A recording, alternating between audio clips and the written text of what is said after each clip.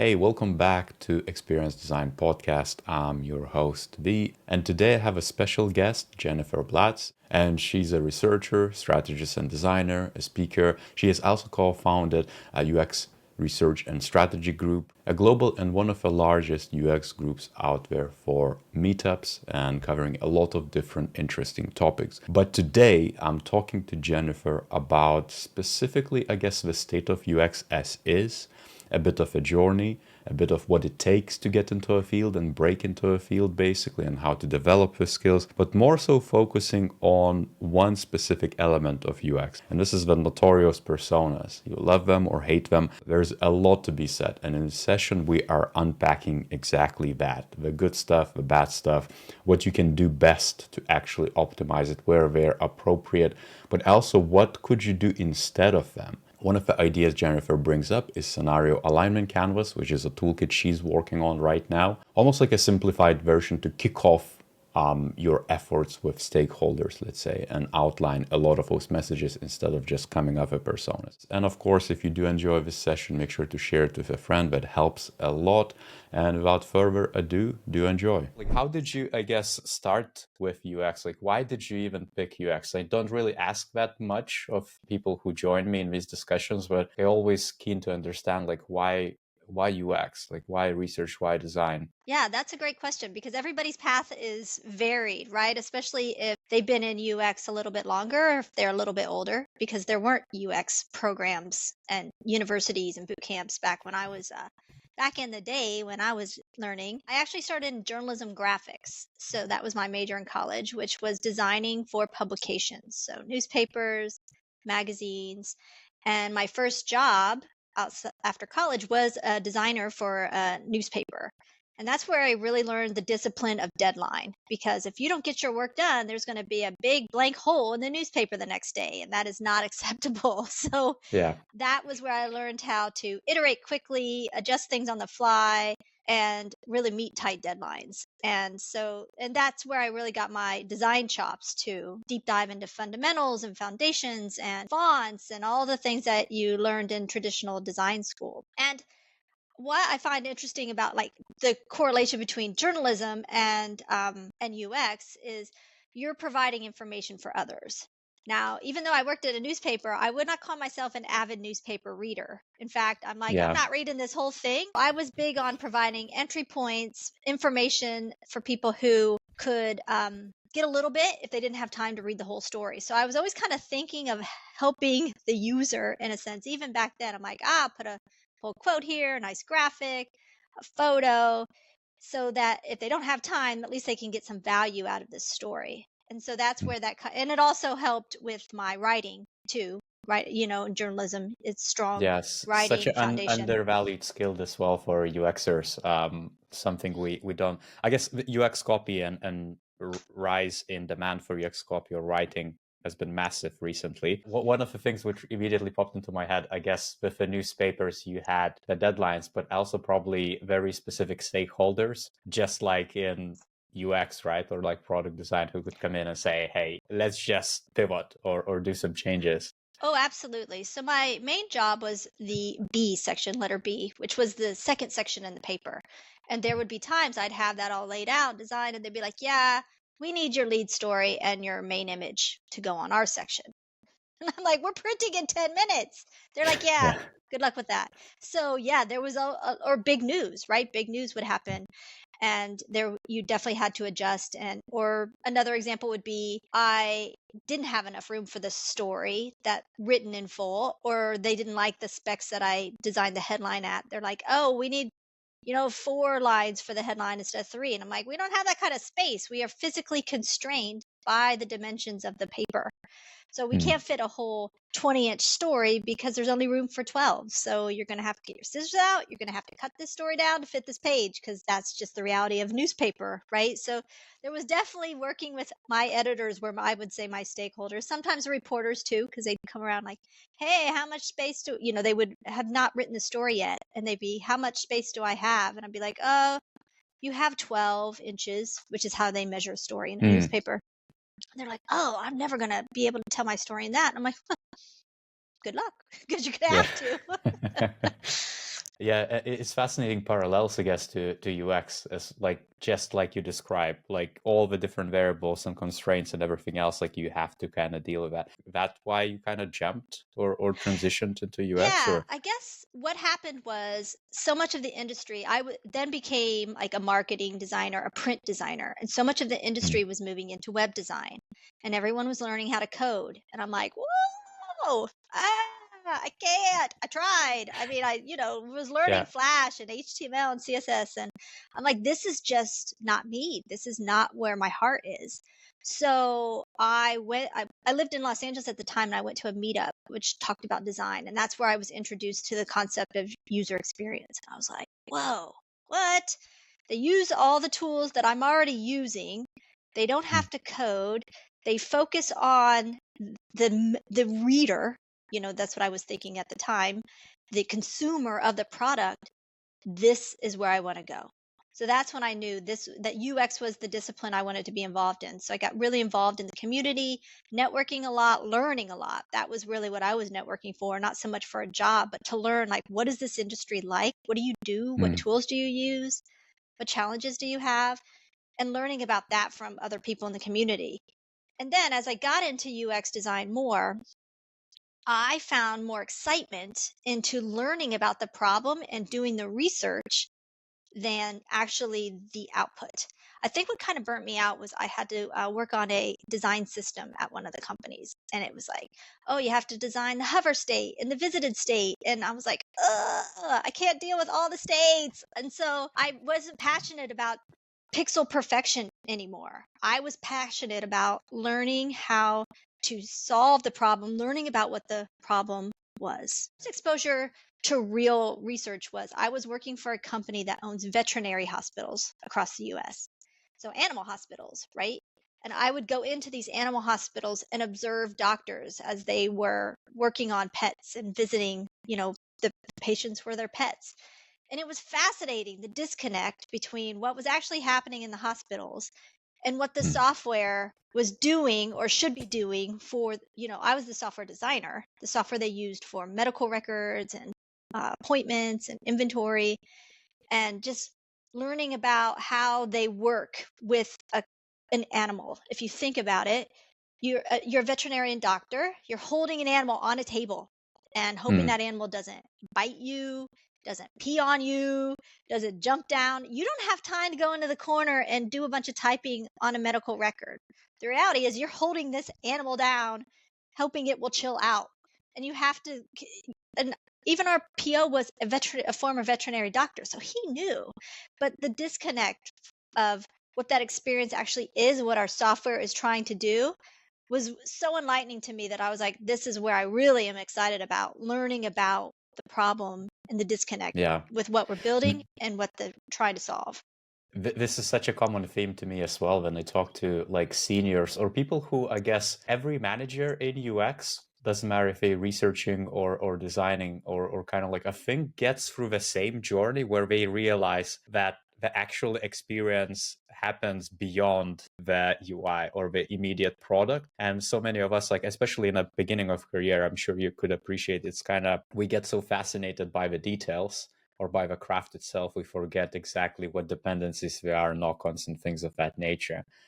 And that's really, really interesting example too with vets too. And I guess their customer is an owner of a pet, let's say, or an animal who needs help, and it's just so many actors too involved.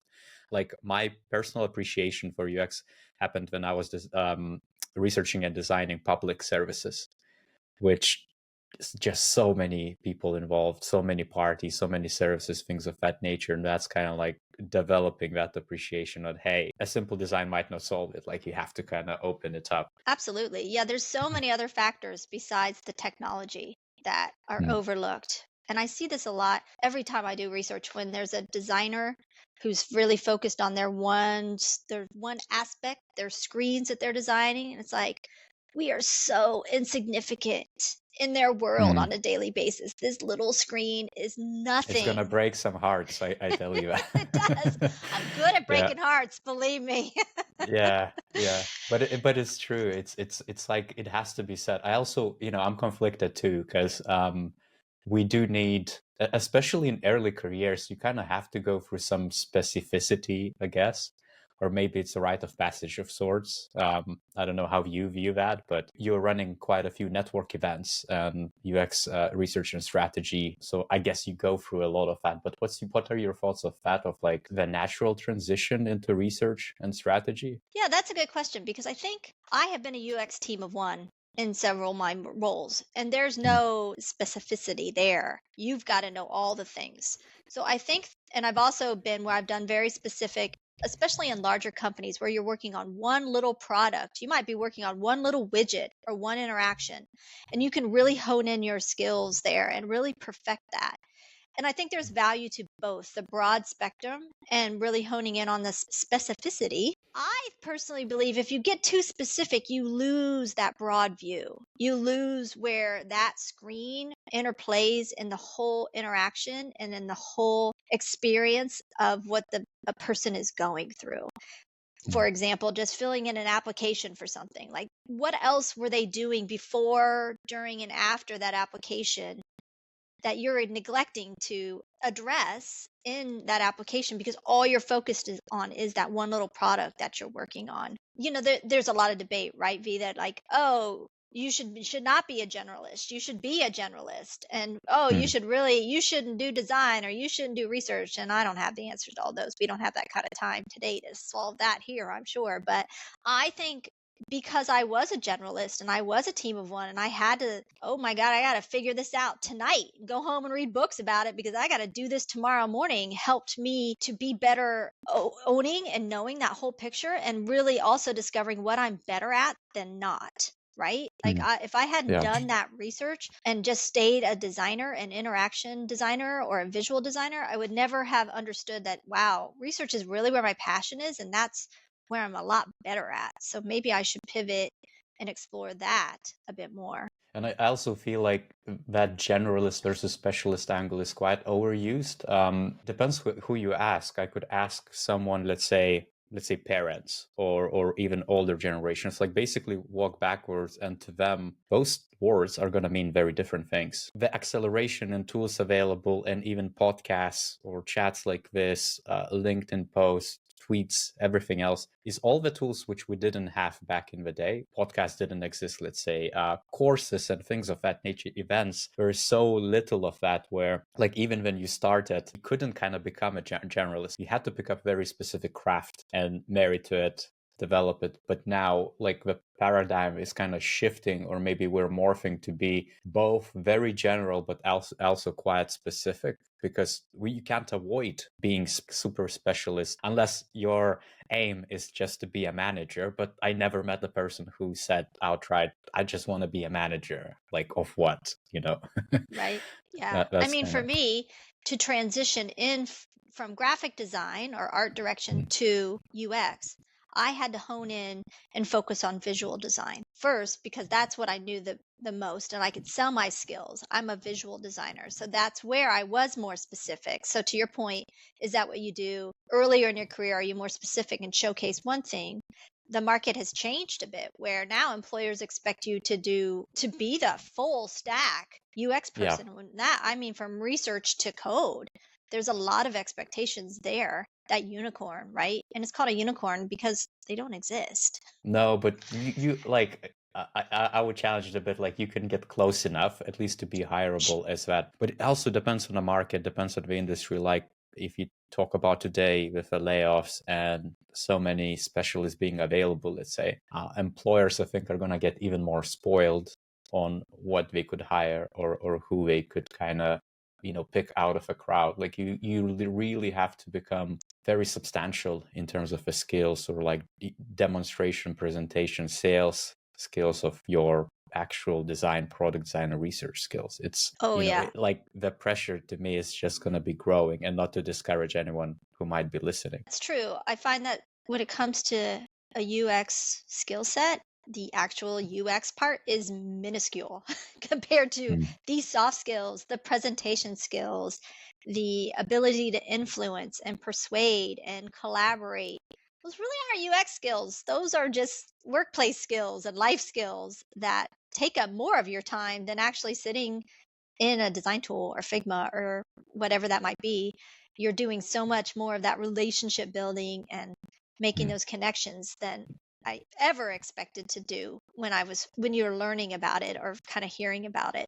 But what I really wanted to pick your brain on today is, I guess, your ideas and takes on specifically personas, and how we connected behind the scenes as well with your kind of alternative views and ideas for scenario alignment canvas, and that's a tool you develop. But almost like to reel back slightly, like how do you view personas altogether? Because I think depending who you talk to, every UXer is going to have very specific, the good, the bad, the ugly type of takes and kind of perspectives. Oh, the personas.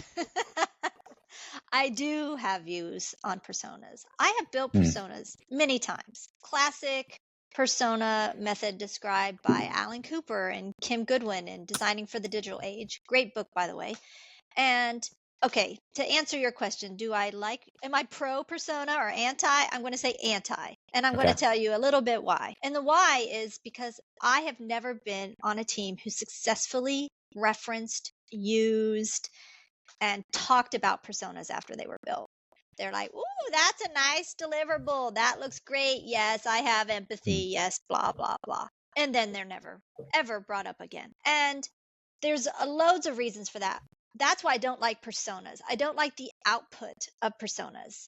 I love the research and the understanding about users that go into building personas. But the Hmm. output just falls flat and doesn't it's just not a tool that's utilized over and over again. It's like the kind of UX theater. And it's a checkbox. We Hmm. need personas. We need them to build empathy. I can't think of one product partner, designer, developer that's like, oh, I feel so empathetic now that you've built this persona. I totally get it. Yeah, like I'm with you from that standpoint. However, it's kind of like, even if you take assist journey maps, right? Like as one of the big, like to me, is undervalued still, even if it's kind of like a bread and butter. But I see a lot of designers even skipping that, or kind of doing mental mapping, but not necessarily putting something or Miro board, or kind of exploring. There, I see it as it's not really about the map itself, but more so the journey of actually, sitting down and starting to put the themes so they actually overlap, and you kind of distill something specific. You can uncover some insights, you kind of get to something. Maybe the journey to define the personas produces more value than the actual outputs. Like, what would be Right. your view? That's a good point. And one thing I have done, and I find that this could help lead to success. First of all, you're going to leave all those demographics, the stereotypical aspects of age, gender, title, Hmm. ethnicity, those what car they drive, all those things that you see in marketing personas are not valuable in product personas, because what somebody's gender is, or their job title, is irrelevant into how they're going to use your product for the most part. There obviously are exceptions. And there's a lot of stereotypes. Even when you put a photo of a person, everybody has instant cognitive biases that underlying that their brain is concluding about that person. So even Hmm. including a photo doesn't, to me, it doesn't build empathy. It's like, I'm not going to build empathy for this stock photo that you stuck on this persona, because it's obviously that's what that is. But what I Yeah. think that can contribute to the journey of understanding your user more is getting with your product team beforehand and saying, what is valuable to you? What do you need to know about the user to Hmm. make design decisions or make product decisions?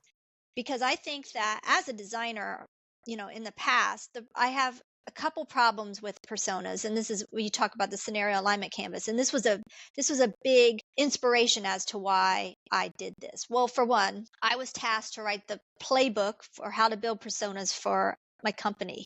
I'm like, no, I don't I would wanna. question the task. I was like, oh Yeah. no. So I came up with this other thing thinking that would solve it, which it didn't. I still had to write the playbook. But anyway, what this scenario alignment canvas addresses is that altitude that personas often are too high and too generic and too broad to make design decisions.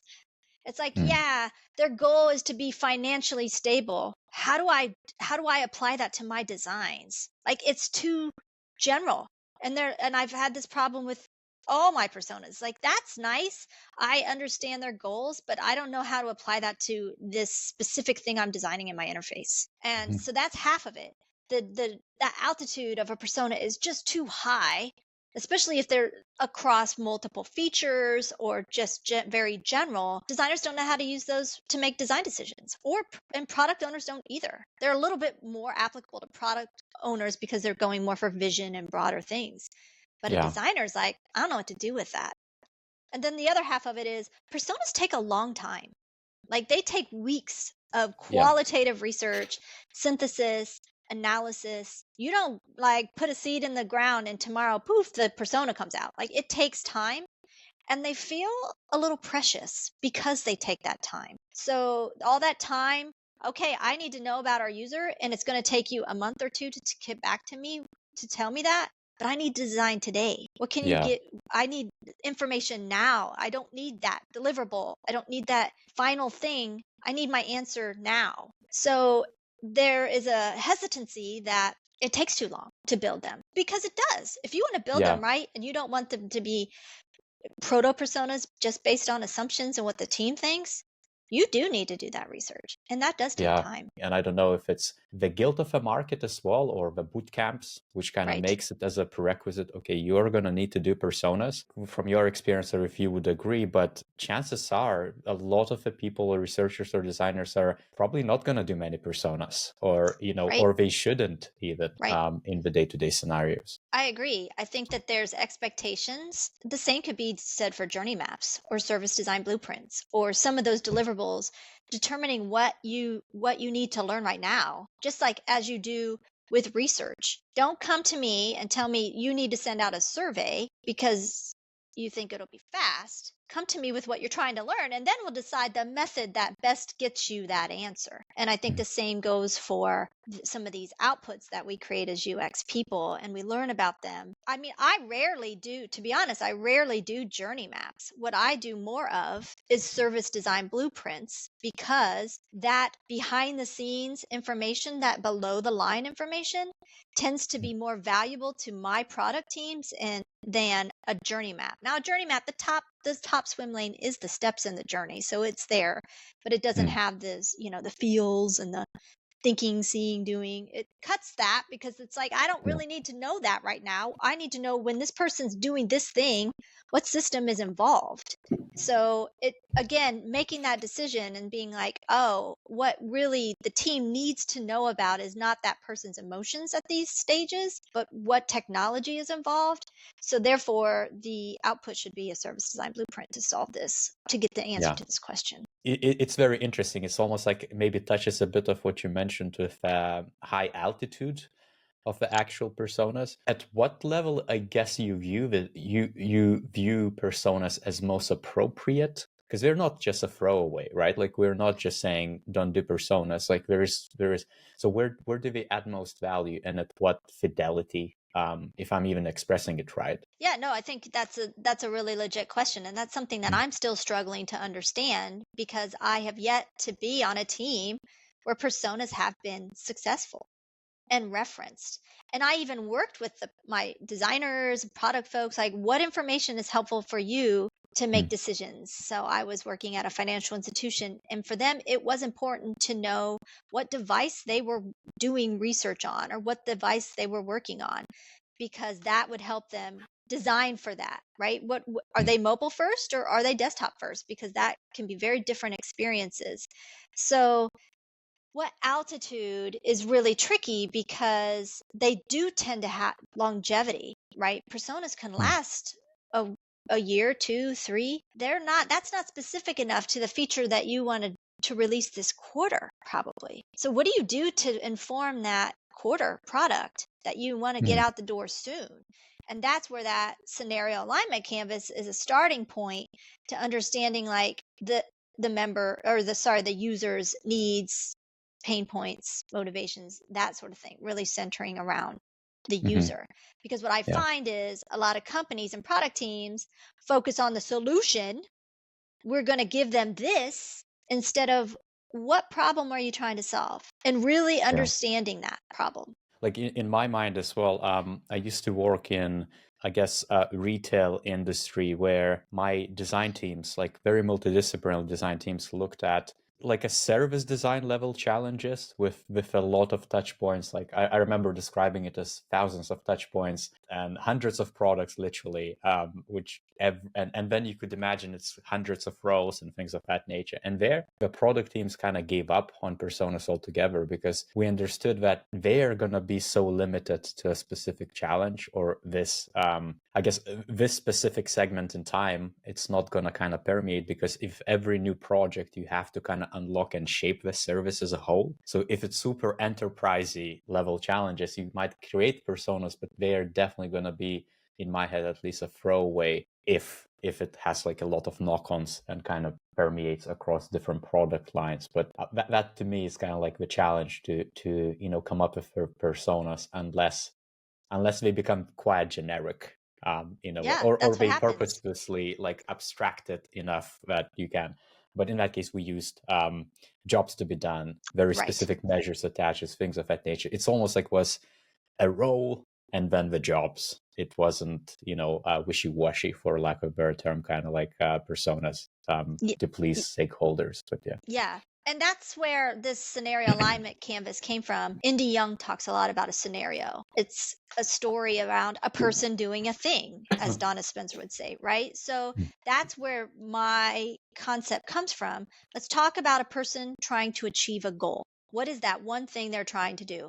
And maybe some specific things that sets them off from someone else, or some that scenario nuance that we really want to dive into. So for example, let's say a person wants to get a credit card. Well, there are different motivations and reasons why a person wants to get a credit card. They could Mhm. get it because they want to build credit. They could get it because they want the convenience of not having to carry cash.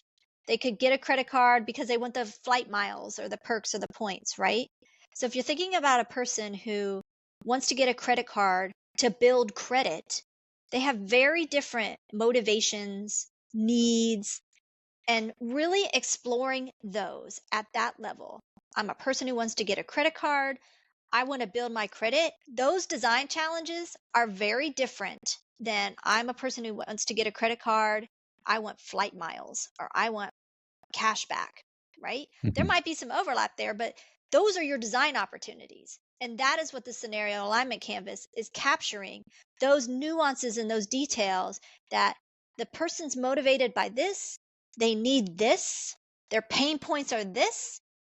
That Mhm. is how we are going to execute our design. To me, like the best bit about the actual canvas was, I guess I immediately could see how I could apply it, which is always a great thing. It's like it's not quote unquote overcooked or like, has too many, like if you take lean UX canvas, business canvas, you could get lost Oh because yeah. there is so much Believe thing. me, this had 9 boxes to start with. It had a whole Okay. bunch, and I kept editing and Well done. testing and iterating and slimming it down because I'm like, the idea, thinking about that, the time, Mm. right? The time it takes to build a persona. What this is a workshop that you do with your team that you can do in an hour or two, and really I call it an alignment.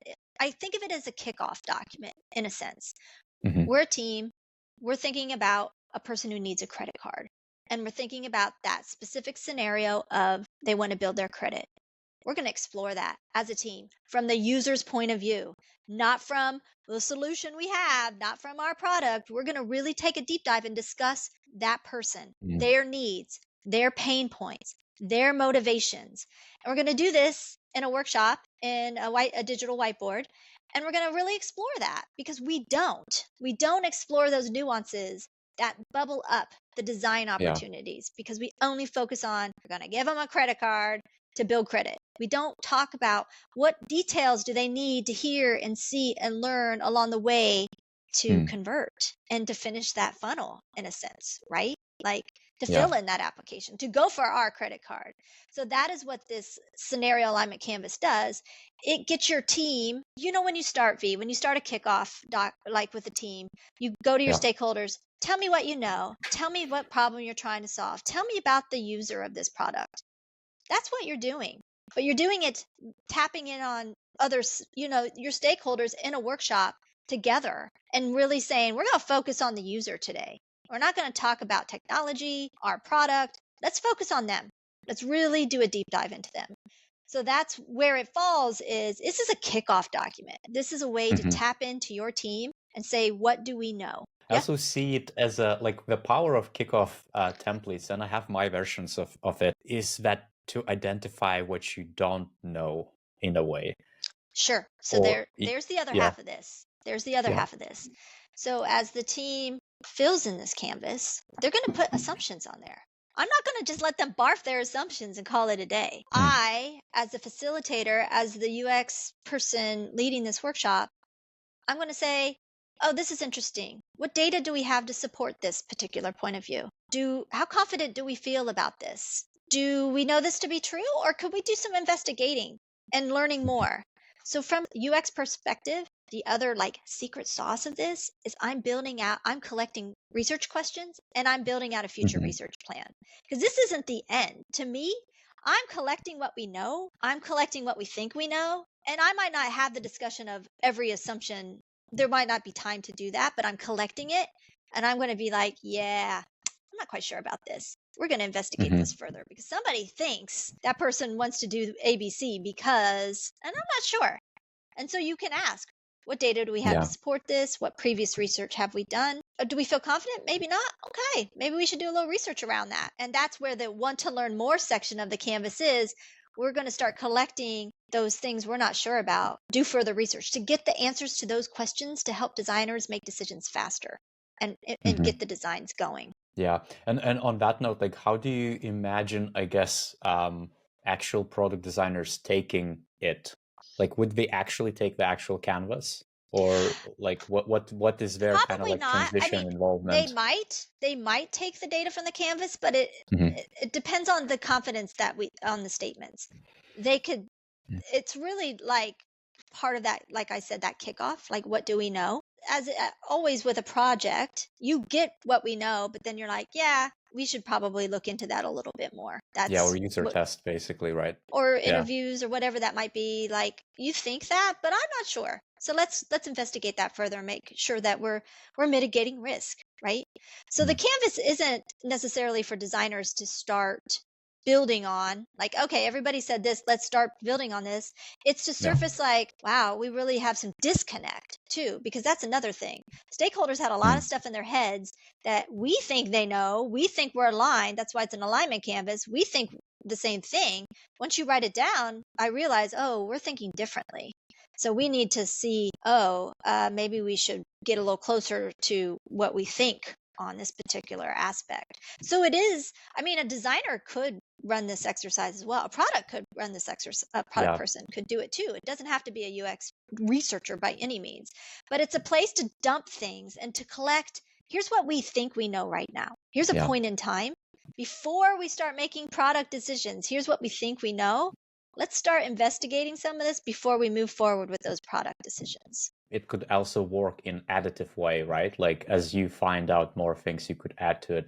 But Exactly. just to be a bit of a devil's advocate, I guess, from a buy-in perspective, because there's always like, it doesn't matter where you go, what firm you join, how mature we are, there's going to be a difficult stakeholder or maybe a hippo or, like a lot of different types of people who have very strong opinions and hold them very firmly. What were your thoughts maybe like of how to, shift it from that persona to this? Treating it as a kickoff document, right? This is the beginning of a conversation. We're here to learn Mm. from you. I'm here to tap into you, Smee, because you know a lot. Whether you do or not, I won't tell you that, but I'm going to let you think you do. Doesn't matter. I need you. I need your brain. I need it here so that I can move forward on decisions. So you kind of spin it as that, like this is just a beginning. Like this can be a precursor to a persona, right? Because it Mm. kind of like, okay, here's what it's a proto persona in a sense. If you think of it that way, it's more aligned to a proto persona because it is focusing on the goals, the needs, the tasks, the pain points, which is what a UX persona really should focus on rather than demographics. So what I think is helpful is like it's a quick way to collect knowledge. You're not going to have to wait weeks to see something come out of this. You're going to participate in the workshop and you create that safe space. I have these like what I call guiding principles that says they're kind of like rules for this workshop. And it states, we're going to talk about assumptions and we're going to look at this through an assumptive lens. And we're going to talk about what data do we have to back this up because we want to make data informed decisions. And, your years of experience or you're a user or, great. We're going to weigh that in, but we're also going to consider that may not be data informed. So we are looking for data informed opportunities. And if we have the data to inform this, great, check that off. We feel confident about this. We don't need to mitigate that risk. But this other thing, we're not really sure. And this could blow up in our face and be a big deal. We should probably look into that before we move forward. Yeah, and it's such a great pro tip. I mean, it's a meta point where you said, let's not fight immediately, but almost like influence stakeholders. I hope that the audience picked up, especially more junior of all. Sometimes you use the methods and you tell a stakeholder, yeah, we're going to make you personas, but you do these activities, again, the journey itself, and then that could inform like much bigger change. And a stakeholder could forget about personas altogether if they understand exactly what's going on with it. Yeah, spin this as I'm very strong proponent of the apprentice and apprentice roles. I am here to learn from you. Consider me dumb. I probably am. I'm going to pretend like I'm more dumb than I am because people like to talk about what they know. And I'm here to learn from you. And that is the goal of this workshop. I'm not here to talk about research methods or UX or anything. This is a collective safe space for us to dump what we know. And that's what this is about. And you spin it that way. Hey, you have a lot of knowledge in your head. You have a lot of experience in this field. I need to pick your brain, and it's easy for us all to get here so that I can collect everything and I can permeate with it and determine we're not going to determine all the research questions in this workshop. There's just not the time to do that. So you say, okay, thank you for sharing. We've talked about a few points. There's a few other things that are really interesting. You can spin it as they're interesting. You know they're BS, but you're like, oh, this is intriguing. I don't know much about this. Can you tell me more? You take this and you work with your product team to help prioritize, and your designers and whatnot, to prioritize the next steps in the next research. I was very surprised that you didn't include a parking lot as part of a canvas, because that tend to help as well, to kind of, I guess, steer away conversations which might be too big or too political or too inflammatory, or, just kind of like there's a lot of brewing opinions which might just not contribute to that. It's funny you say that because I still consider this in the prototyping phase. I'm having my team test it out a lot. We just kind of introduced it to them. I've also had some other UX pros at other financial institutions testing it out. And when we did this workshop recently, I did have a parking lot off to the side because there were some things that were confusing. For example, building credit.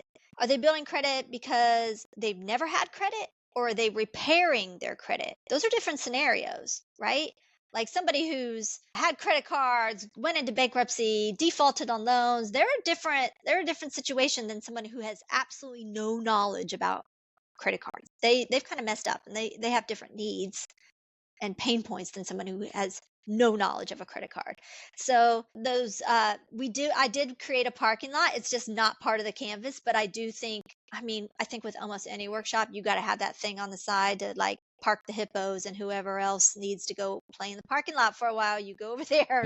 Because they some people, how it is in a workshop, they just need to be heard. They need to get their point of view out. So if you want to create that safe space, you have to create, be ready for that opportunity might happen. So I do encourage you to have a parking lot off to the side. It's just not officially part of the canvas. That's what I'm always kind of trying to think of every tool or every template is how to guide people through, but also regulate a bit the volume, so to speak, or like the actual intensity, or, however you would want to label it. But even, let's say, with bigger challenges or even like bigger services, there could be so many goals it literally, or people think that there are, I don't know, hundreds of goals, or, like they might have personas in their head and they think every persona is going to have 20 goals or something like that. Like, how would you imagine when applying the scenario alignment? Would you kind of go through all of it? That's a Or good would you try question. to kind of segment? I think that it's better to focus and be small, be specific and be small. And, you know, maybe do the workshop on a few of the goals together in a group, and perhaps maybe do some of those other goals asynchronously. Create a digital whiteboard.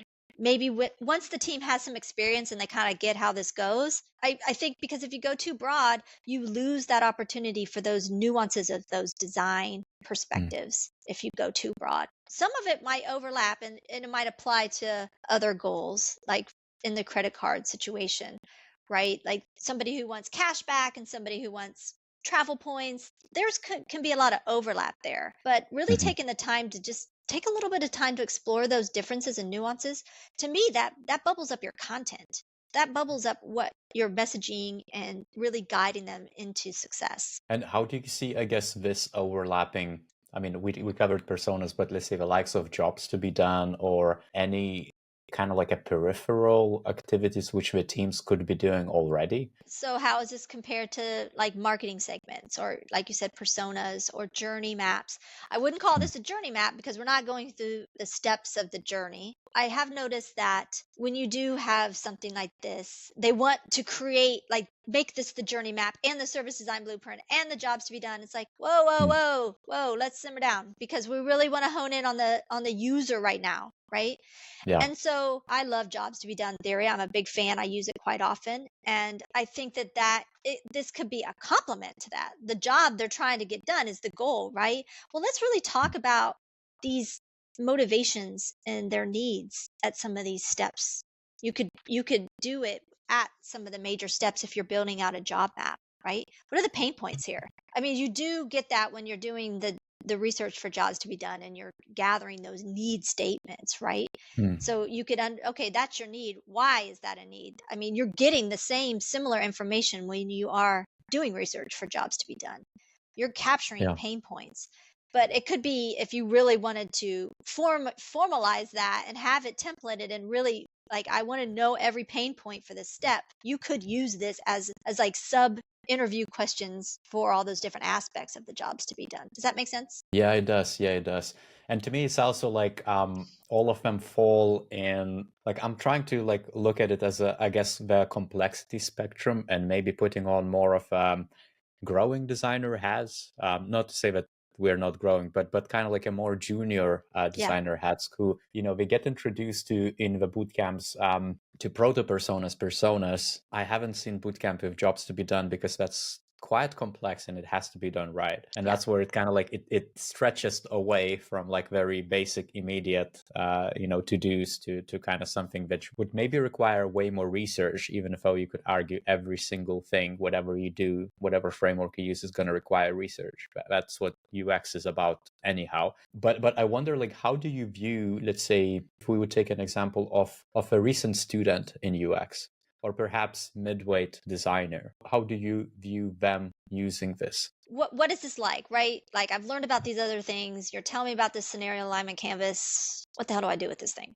I would say it's similar to a proto persona in the sense that you're gathering the team's assumptions and trying to understand the user instead of the technology, because that's what you tend to get out of those conversations. Is it always kind of slips into their world and what they know, which is just a natural human reaction.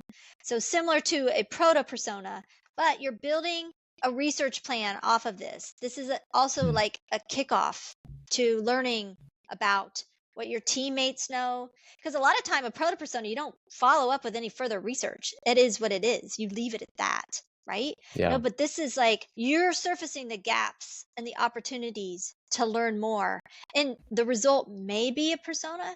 It may not. It may be you're just learning these answers to these questions through research so that your team can move forward with confidence. You've got the answers. Now we know. Let's make our design decisions based on what we learned. So it's a kickoff in a sense, because you're gathering information from your team. What do we know about our users and whatnot? But also similar to a proto persona, because you're again, gathering those assumptions, but you're taking it a step further and you're not going to say, this is the end. We're not going to do a real persona because I don't have time and whatnot. Yeah. But we're going to do some research to validate some of these things we talked about. Because I have been in situations where I go to the team designers and I'm like, hey, what are your questions about your design? I get crickets. They're like, I don't know. I don't know what, And I'm like, really? You think your design's perfect? Well, I wouldn't say that, but I don't know what questions to ask. So that I'm like, well, I don't either because I didn't design it. So I'm not going to go do research just for the sake of it. I got other things to do. I'm here to research to help you make sure you're going in the right direction. And so helping the team, it helps like what they think they know is easier than, oh, these are the questions I have about people. It's kind of like a precursor to, Yeah. well, this is what I know. Are you sure?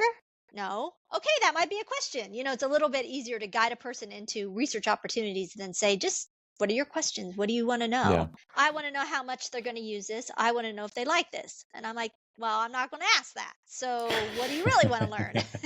Yeah, I guess it comes to that where people, like, this is across the board. People don't know what they don't know. Right. But curiosity does help. And I feel like, to me, what I found personally really work well is to put something up and use that as a basis ultimately. It doesn't matter what canvas you use or what tool you use, even if it's a proto persona, kind of like for it to act as a, this is what we are today. And then let's see where the gaps are to kind of move forward in a way. Right. Exactly. So I had somebody on my team mention, why don't there should be a section that says, here's what we know. And I'm like, it's actually what this whole canvas is stating, here's what we know. I don't think we need to do that because that's what the canvas is saying. This is what we know right now about their goals and motivations. Here's what we know about their needs and tasks. Whether we're right or not, that's a whole different discussion. But this whole canvas is about, this is what we know right now. Let's see if we're moving in the right direction. Yeah, and I guess if it's approached with a like very open cumulative mindset where every project or every big initiative you should revisit, you should like spark a discussion, you should bring back what ideally those things probably would become more and more specific over time, right? Like if you talk about like needs and tasks or pain points, I would presume they would look very differently like next year than literally defining today. They get more comfortable with really getting down into the weeds. Because I know some people struggle with, well, what's the difference between the goal and the motivation? And what's the difference between a need and a task? Well, you can have a need, but that doesn't necessarily mean that there are tasks to do anything about that. You just could have a need, right? Or you could have a need and there could be a lot of tasks that you do to meet that need, right? If you're trying to, say, educate yourself. Well, let's talk about all the ways they're trying to learn about this thing, right? They want to feel confident. Yeah, perfect ground to improve. If you know that you have 20 tasks to fulfill that specific need, how can how can you actually make it more efficient? Or I feel like, to me at least, and just to kind of to reflect on my perceptions of the canvas itself, first and foremost, thank you so much for defining something, because like the tools need to evolve. Yes. And I'm always like very like surprised, like pleasantly so, and very excited when I see something new or something which is basically simplifies the things or doesn't make us, I guess, being stuck with existing like personas and things of that nature, which again are so limited. Has some applications here and there, had better applications historically speaking, but still evolving it. It's very, very exciting. So yeah, I just wanted to kind of reflect on that, because it's yet another thing that teams can apply basically and use and hopefully adopt successfully. But and I just thought, like you asked earlier about jobs to be done, how is it similar? Another thing that I try to emphasize is keep it device agnostic, keep it our company agnostic. This is a person doing a thing. This isn't about a person using our thing. So think about it broadly, because that's what jobs to be done is, right? We're not talking about them using our product. We're talking about them trying to do a thing. So that's where I'm trying to get, their perspective out of, I'm like, we're not solutioning. I better not see a solution on here because I'm going to chuck it. We're just talking about what they're trying to do. And they may or may not be using our stuff.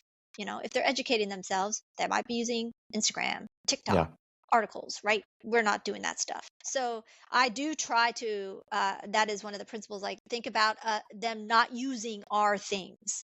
They're doing a thing.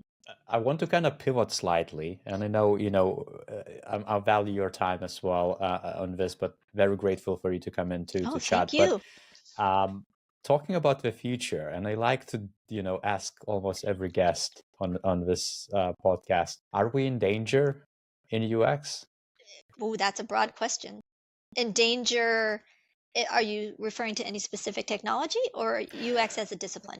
I think both, with AI, rise of AI, I guess, or, even market layoffs and the rate of that grows as well. And typically, design, recruitment, marketing, like quote unquote softer elements to the business kind of give. But like to kind of zoom out and reflect, like, how do you feel about all of that? And especially like what the future for discipline looks like. I think I go on a website or an app on a regular basis and find a problem and find it doesn't work.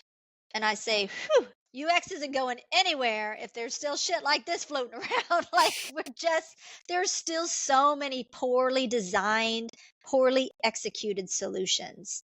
And and people have discerning tastes, and you will lose customers if you do not fix these things. Somebody will find solution to what you're doing poorly and do it better and snatch up that customer. So if you Hmm. think, oh, they can suck it up, or we'll throw a widget at them, or engine, it's good enough.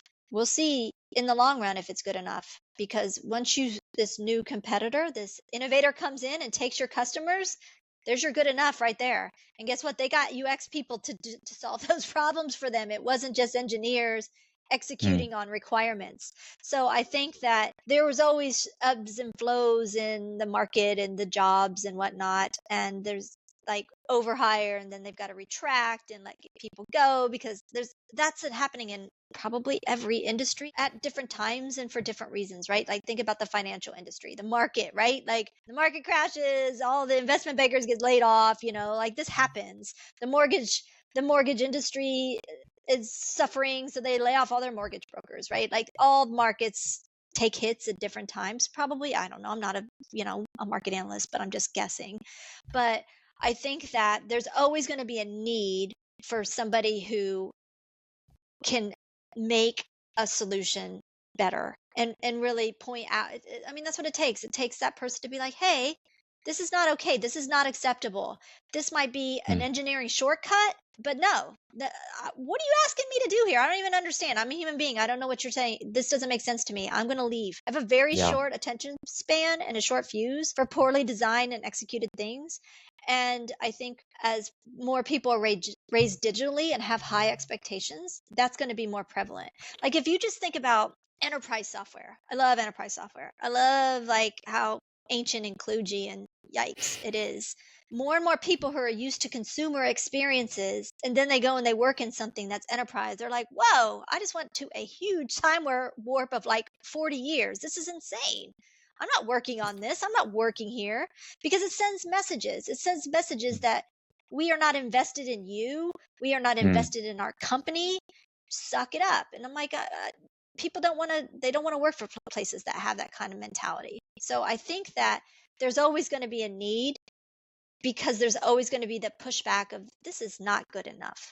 Yeah, I'm with you. And I feel like also people maybe project way too in advance. As, like when we talk AI, people think maybe about AGI and, the evil AIs running amok and, Terminator scenarios and things of that nature, like quite comically so. Even with the transition, and even if it would happen in the next decade, it's just so much work to be done and so much depth where with every new tool or new experience, as you described, like they still need fundamental, I guess, approach or someone to kind of to do justice to it. And it doesn't matter even who does it. Maybe future PMs are going to do that. Maybe future PMs are going to research everything. That's fine, but there's still going to be the need, right? We just, our titles could change. But in terms of specific skill sets, what do you feel, and maybe this is like a general but also super specific advice, but for people who getting into UX,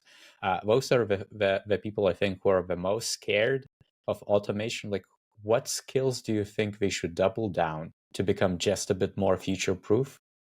Well, I think where technologies like AI aren't going to be a competitor are those soft skills like critical thinking and emotional intelligence and communication and influence and the skills that UX people bring to the conversations to advocate for the user, but like back it up with data, be informed and be storytelling and influential. Like that's difficult in printed text to communicate that tone and the value and those just those collaboration skills that we talked about earlier. Like AI isn't collaborating with anybody, it's spitting something out. And this is where critical thinking comes in, because you have to know, is this accurate information, when to Mhm. push back and really to know. And I think that that's kind of the flaw of some people who are using AI, is they just take it and spit it out and make it an article, or like, here it is, AI said it. And we know that the data is a couple years old, and it's not being pushed back enough upon to be like, are you sure, like those prompting to really nuance that and to press it to get to accurate information. I was watching Debbie Levitt recently, and she was doing something about flights, and it Mhm. spit out all these she was looking for flight recommendations, and it spit out all these flights and flight numbers and times. None of them existed, and it looked totally legit until she went on Yeah. and searched them, and none of them were real. They were flights from 2 years old. And you have to be Mm. that person in that mindset to be like, I don't know what this is, I question this. You have to be curious and skeptical to be a good UX person. And that applies to AI or whatever tool or conversation that you're in. I'm very skeptical. I'm always like, tell me more about that. Or I'm not sure about that. Why is that the case? And you have to do it with any technology that's feeding you information too. I haven't thought about this in a while, but it's such a fundamental thing which maybe not many UXers focus on as well. Like kind of question everything and even yourself. Like Yeah. that's probably even the best, with the cognitive biases and presumptions, or even people solutionizing too quick. Everybody's guilty of that. Like Yeah. I have ideas for things. If you give me a problem, I'm going to come up with a solution, but it doesn't mean it's going to work for someone else. So it's kind of like reflecting on that. But this is awesome stuff, and I'm really grateful for you Oh, coming in. Thank you so much, Jen. And thank you. where can we direct people who are listening or watching? Is there one central place where they could Sure. go to find out LinkedIn's more? probably the best place to connect with me. You also mentioned UX Research and Strategy. That is an international meetup group that I co-founded, and we have a lot of regular events, monthly events, and Slack community. So you can find UX Research and Strategy on LinkedIn as well. And those are probably the best places to connect with me. Awesome. Well, thank you so much. Thank you.